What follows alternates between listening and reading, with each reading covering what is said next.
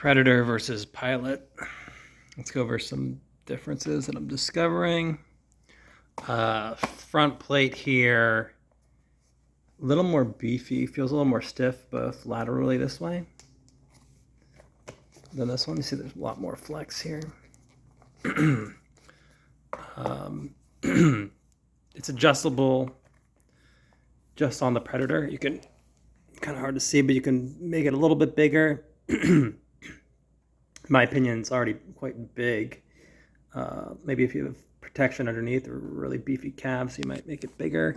And note that the adjustment is fairly small, only, it's hard to say, but it's only a few 16ths of an inch, a few millimeters, so pretty teeny adjustment there. All right. Buckles, similar buckles, four buckles, similar style. That's a similarity. But a difference is here is that the despite having four buckles, the pivot is different. So you got a dual pivot here versus a single pivot. I'll put them on, fully lace them up, and see what the comfort level is. Assuming the dual pivot will have greater freedom of movement, make walking a little bit easier.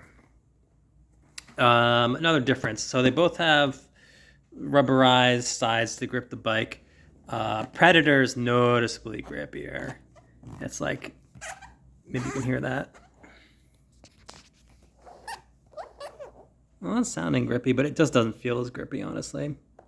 I don't know if there's a different tread pattern as well. Maybe that adds to it. No, even on the smooth part, this feels grippier. Typically, when things are grippier and tackier, that means it's going to be less durable, though, so it may wear out sooner than this one.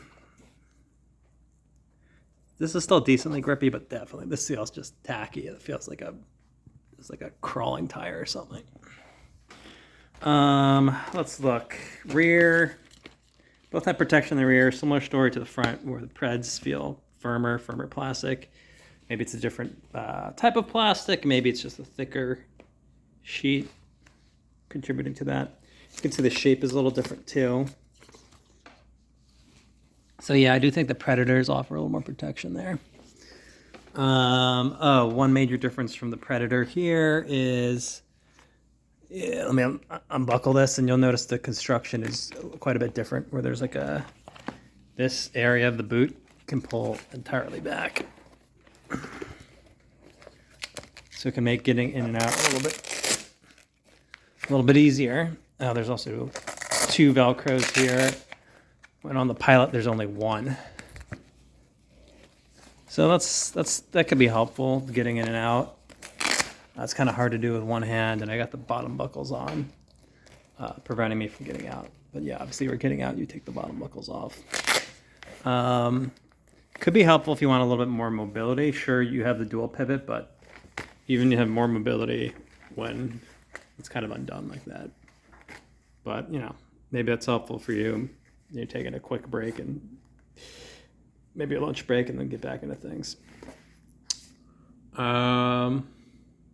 Yeah, so like both boots, is it worth the price differential? That's probably the killer question. Yeah, so that's a tough call. Depends what you value, what the current price differential is. Currently now, I'm seeing these go on sale. The Predators for around $350. The Pilots I'm seeing $250, and I've seen some clearance ones for even $200. So you're talking $100-$150. Like, is it worth the $100-$150? I think that's harder to say. It depends how long you're going to be using these for, and how much you ride, and then what would you do with that $150? Like, if you put it into other protection or something else that you're looking for. So yeah, I could see you going both ways. If you're going to invest that money back in other forms of protection, maybe you get a better helmet. Maybe you go get additional layer protection or something else, or you get some riding lessons and use that your better skills. So I think that's ultimately for you to decide. Definitely the Predators do feel better. It really comes down to like, does the cost justify that difference? Oh, one other notable thing here is, although they do look similar, I feel like I got a much better closure here to prevent like plants from getting, leaves from getting in on the pred than the pilot. The pilot, I can cinch it down better with two hands, but I felt like it was a tighter fit, easier to do, as you can see there on the Predator. So yeah, so both good boots. It really comes down to the price differential, what you value.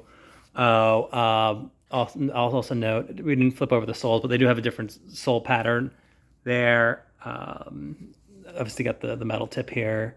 Maybe might provide a little more longevity. It looks like it could be swapped out potentially with these little screws on the top. And also this is a threaded sole versus a glued sole. If you were to pay a cobbler, I looked up the price. There's only like so many in the U.S.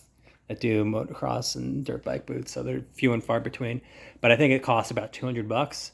So I think it makes sense not to have these because you just buy a new boot at $200. These are $250. But these, maybe you get them resold, or maybe you buy a new boot.